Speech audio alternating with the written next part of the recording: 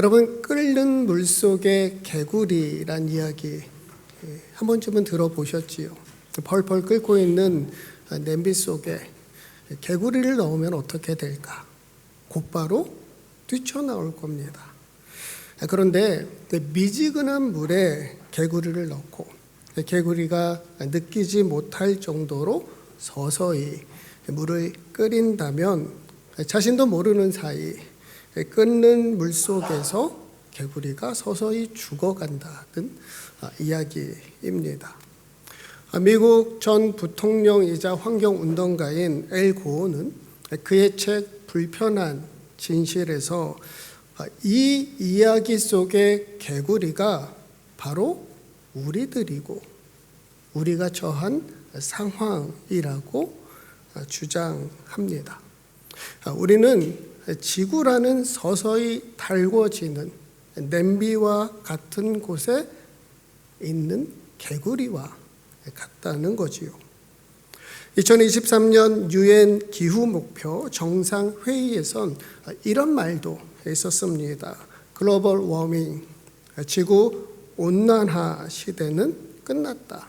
글로벌 보일링, 지구 열대화 시대가 도래했다. 이제 지구는 끓어오른다고 표현할 정도로 급속히 기온이 상승했다는 경고이지요. 지난달 5월 우리는 뜨거운 5월을 행복하게 보냈지만 대한민국은 가장 뜨거운, 정말 말 그대로 뜨거운 5월이었답니다. 영국, 프랑스, 스페인, 유럽도 역대급 더위가 지속되었고 프랑스 기상청은 5월에 보지 못했던 폭염이라 하는데 문제는 이와 같은 현상이 더 자주 발생할 거라는 예측입니다. 아프리카 최고봉인 킬리만자로 산의 이 정상은 만년설로 유명하지요. 그런데 지난 100년간 빙하 대부분이 녹아서 사라졌고 이런 속도라면 머지않아 정상의 얼음은 완전히 사라질 거로 전망합니다. 북극도 마찬가지입니다. 빙하가 줄어들면서 북극곰은 쉴 곳을 잃어가고 있습니다. 어디 얼음을 본 사람 없나요? 이 북극곰이 편히 쉴 만한 빙하를 찾기까지 얼마나 더 헤엄을 져야 할까? 먹이를 찾지 못해 굶어 죽지는 않을까? 힘이 빠져 바다에 가라앉지는 않을까? 걱정되기도 하지만 정작 가장 큰 걱정은 북극곰이 아니라 바로 우리들, 또 우리 자녀, 다음 세대라고 하는 것입니다. 심각한 기후 위기, 기후 변화, 기후 재앙 속에서 우리는 어떻게 살아가야 할까? 이른바 기상이변이라고 하는 일들이 이제는 이변이 아니라 우리의 일상이 되었지요. 통계적으로 100년에 한 번 일어날 만한 일들이 전 세계 곳곳에서 더 자주, 더 큰 규모로 발생하고 있습니다. 해마다 우리가 뉴스를 통해서 듣지요. 최악의 기후 재난은 반복되고 기후 전문가들은 이러한 이상한 날씨, 이상한 일들이 앞으로도 계속될 가능성이 높다고 말합니다. 이미 기후 변화는 기후 재앙이 되어 우리 생명과 삶의 터전을 위협하고 있습니다. 어느 누구도 지금 일어나고 있는 상황을 원하는 사람은 없을 겁니다. 그러나 유엔 사무총장 안토니우 구테르스의 말 맞다나 우리는 기후 지옥으로 가는 고속도로 위에서 계속 페달을 밟고 있는 모습이라는 거지요. 인구는 늘어나고 숲은 줄어들고 수많은 종의 동식물들이 사라지고 있습니다. 농지는 침식되고 깨끗한 물은 부족하고 오염되고 해수면은 높아지고 온실가스는 증가하며 이상한 날씨, 이상한 일들은 계속 일어나지만 우리는 여전히 지금까지 살아온 방식을 쉽게 내려놓지 못하고 마치 적색, 신호등에서도 멈추지 못하는 운전자 같다는 거지요. 여러분도 잘 아시듯 기후변화의 주요 원인 중 하나는 지구온난화입니다. 지구가 점점 더워지고 점점 더 열받고 있다는 거지요. 대기 중에 이산화탄소와 같은 온실가스가 과도하게 증가하면서 지구는 마치 두꺼운 이불을 덮고 있는 것처럼 열을 품게 되었고 그 때문에 점점 뜨거워지고 있습니다. 제가 학교 다닐 때만 해도 한반도는 사계절이 뚜렷한 온대기후라고 배웠습니다. 그런데 이 말은 이제 옛말이 되었다고 해요. 봄과 가을은 짧아지고 여름과 겨울이 길어지고 있지요. 그것도 너무 습하고 더운 여름이거나 매우 추운 겨울이 되었습니다.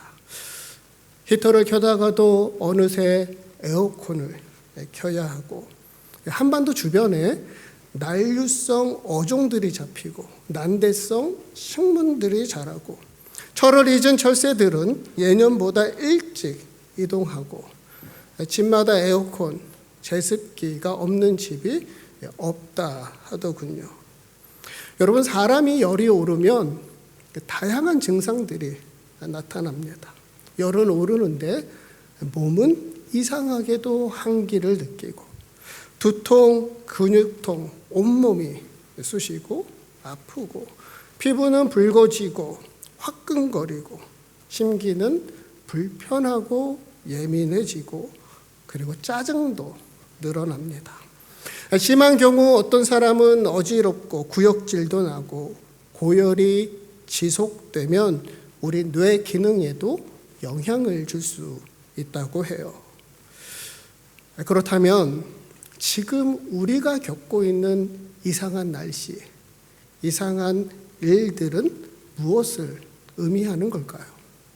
지구의 온도가 지난 150년간 1도 이상 상승했다는 사실을 우리는 어떻게 받아들여야 할까요? 어쩌면 별일 아닌 것처럼 볼 수도 있습니다. 겨우 1도 오른 거니까. 사람의 체온도 1도 오르는 일은 흔한 일이지요. 1도가 올라도 또 금방 내려오기도 하고 조금 쉬거나 회복하면 정상이 되기도 하지요. 그런데 지구는 그렇지 않다는 거예요. 1도 상승했다는 것은 전혀 다른 이야기인 겁니다. 그것도 문제는 인류 역사상 최근에 일어난 급격한 변화라고 하는 게 더 큰 문제입니다. 어느 연구에 따르면 지구 온도가 1만 년에 걸쳐 4도 올랐다고 해요. 1만 년에 걸쳐 4도 올랐어요. 그러니까 단순 계산으로 따져보아도 1도 오르는데 약 2,500년이 걸린 셈입니다. 그런데 산업화 이후 거의 100년 만에 비슷한 변화가 일어났다는 거죠. 단순히 온도가 오르는 게 아니라 너무 빠르게 오르고 그 속도가 대응하지 못할 정도로 빨라지고 있으니 위기입니다. 그래서 여러분도 잘 아시듯 2015년 파리 기후협약에서는 지구의 기온 상승을 1.5도까지 제한하기로 목표를 삼았습니다. 1.5도란 폭염과 한파, 가뭄과 홍수, 산불 이와 같은 극심한 기후 재난을 막기 위한 한계선으로 보았던 거지요. 그런데 이미 1.5도 마지노선이 사실상 무너졌다는 보고입니다. 기후변화를 보여주는 다양한 지표들이 이미 정점을 찍었고, 지난 10년 동안 산업화 이후 가장 더운 날들이 해마다 반복되고 있다는 거지요. 앞으로도 계속 역대급 폭염이 이어질 거라 예상하고, 여러분, 과연 지구가 1도 더 오르면 어떻게 될까?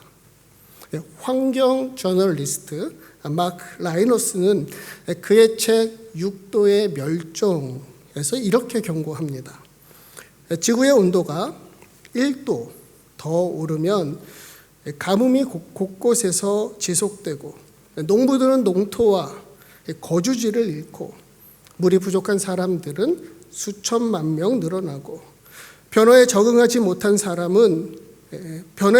못한 수많은 동식물들이 멸종의 위기에 놓일 것이다. 지구의 온도가 2도 더 오르면 상황은 더욱 심각해집니다. 사용 가능한 물은 감소하고, 해수면 상승으로 인해서 남태평양 대부분의 섬이 가라앉고, 기후 관련 질병으로 수많은 사람의 생명을 앗아갈 것이다. 그러니까 지구 온난화로 인한 기후 변화의 결과는 우리 인간이 고스란히 감당해야 할 기후 재난이라는 겁니다. 실제로 기후 난민들이 생겨나고 있습니다. 기후로 인해서 가족을 잃고 또 삶의 터전을 모두 잃은 사람들이죠. 어쩔 수 없이 살던 곳을 떠나 다른 곳으로 이주해야만 하는 사람들이 있다는 겁니다. 그런데 문제는 해마다 그 수가 증가하고 있고 누구도 안전하지 않다는 거지요. 2009년 필리핀에서는 홍수로 28만여 명이 되는 이재민이 발생합니다. 다음에 파키스탄에서는 폭우로 국토의 5분의 1이 잠기고 2천만 명이나 되는 사람들이 삶의 터전을 잃습니다. 2020년 중국에서는 2달이나 장마가 지속되면서 수많은 집과 농경지가 침수되었고 무려 4천만 명이나 되는 이재민이 발생했다고 합니다.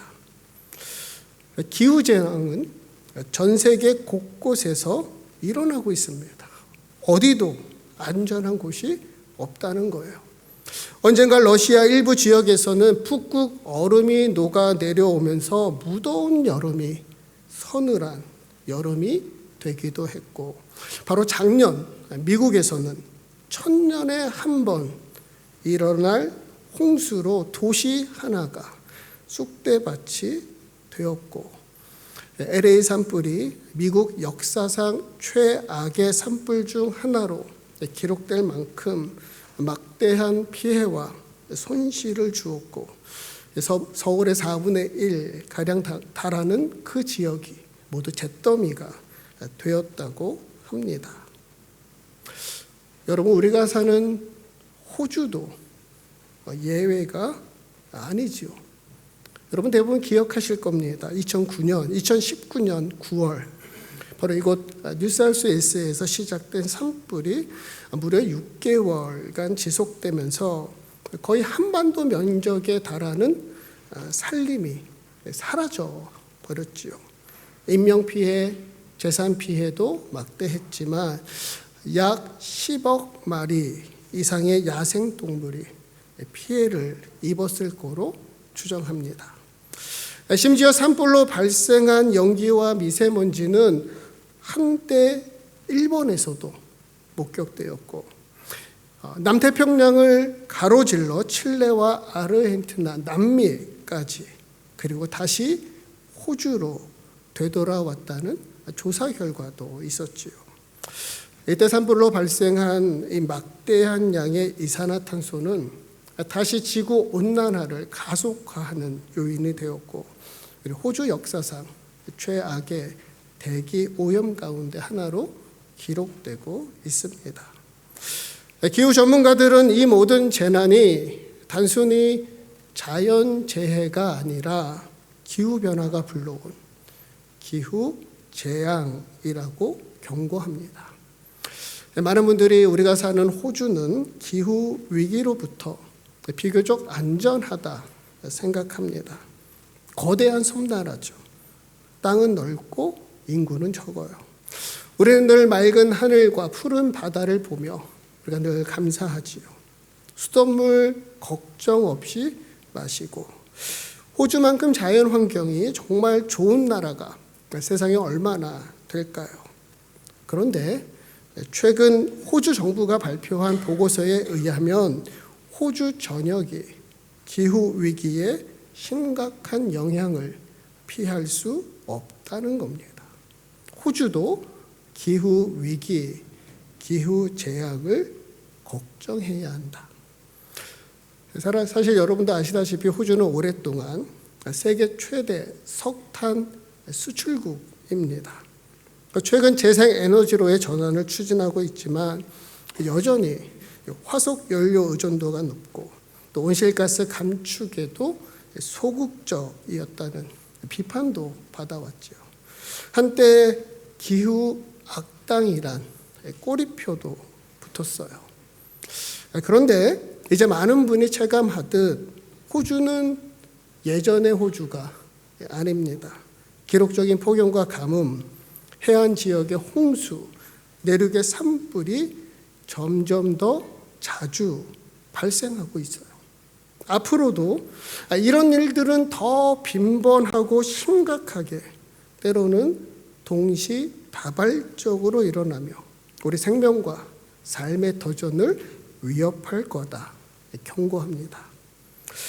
호주 기후변화 에너지부 장관 크리스 보웨는 이 보고서를 마무리하며 이렇게 그래도 말해요. 행동하지 않을 때의 비용이 행동할 때의 비용보다 훨씬 크다. 행동하지 않을 때의 비용이 행동할 때의 비용보다 훨씬 크다.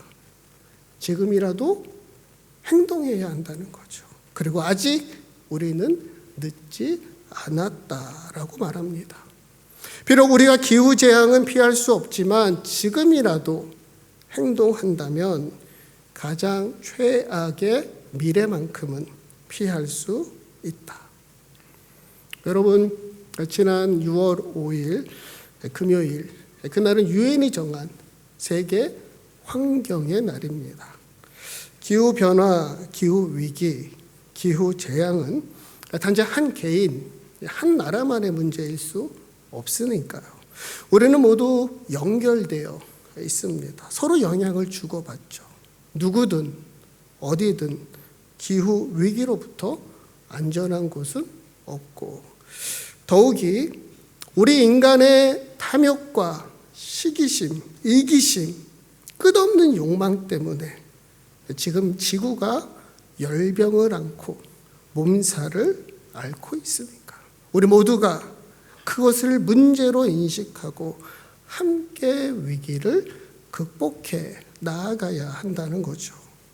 아직은 늦지 않았으니까.